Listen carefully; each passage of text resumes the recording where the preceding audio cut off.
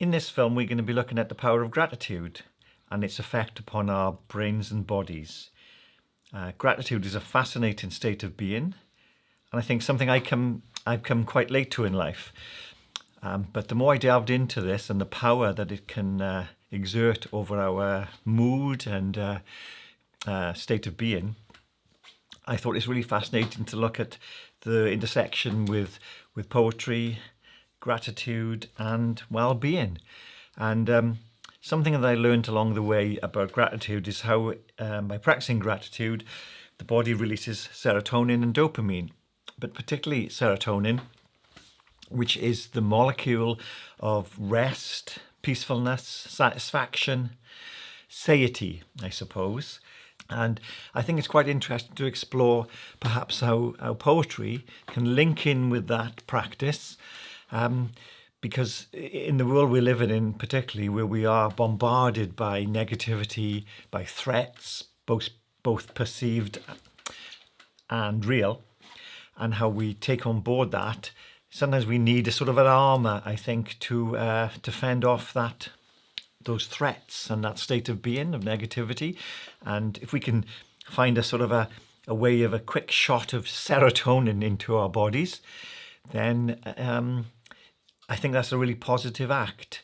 So if we try and practice gratitude daily, perhaps we are injecting a shot of serotonin into our systems, and finding a time to rest, find peacefulness.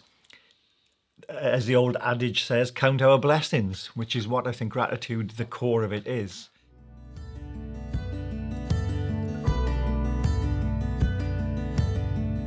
So the two poems I'm going to share hopefully reflect this practice of being grateful for what we have around us.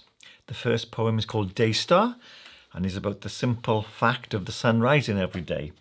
And the second one is called Be Here Now for Julia Darling, who was a favourite poet of mine, which sort of explores the everydayness of our lives and what we have around us.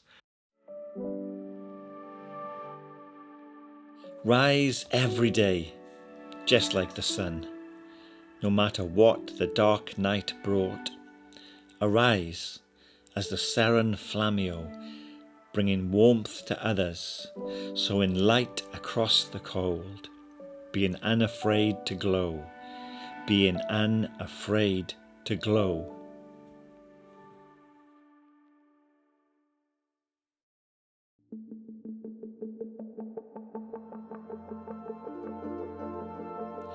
Today is a day of vinyl records placed meticulously on the turntable, of glorious boiled kettles, chocolate hobnobs dunked into strong tea, and folded tea towels.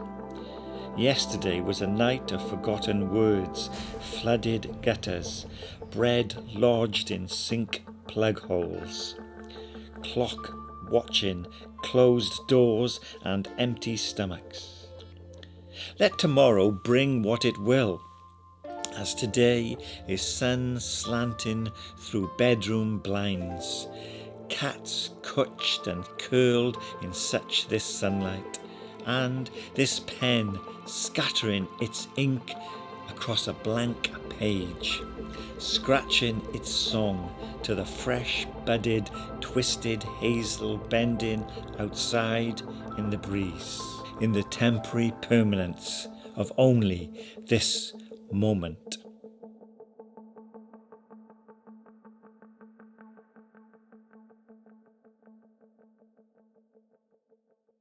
So there's two writing exercises about the practice of gratitude, which you may want to try.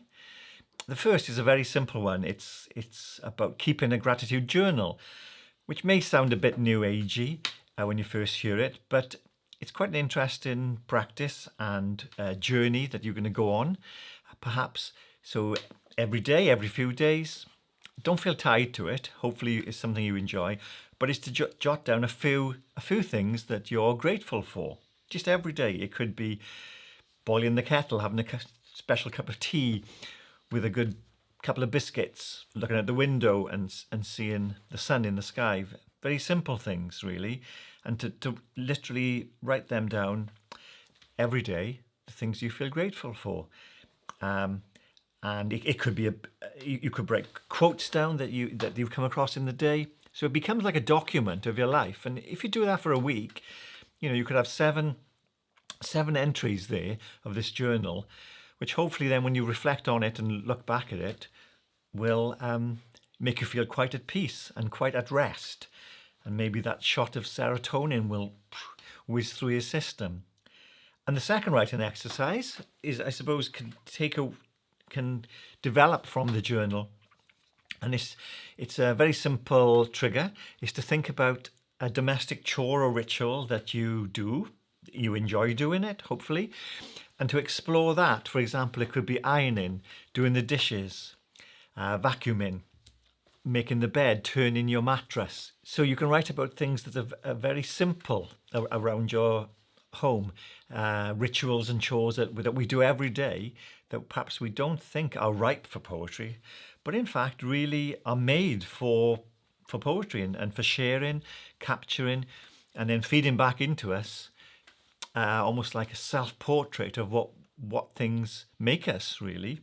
These simple chores, which can sometimes be a bit of a nag, I suppose, but by writing about them, perhaps exploring their metaphorical quality, or just writing a list about how you feel about when you do some of these chores, I think is a very useful writing exercise to take us into that mode of practicing gratitude and feeling positive about ourselves and our lives, and not sort of craving endlessly outsideness, but looking inwards in our lives and the people around us, and celebrating that. So have a go, have fun with words, and see what you can craft from that exercise.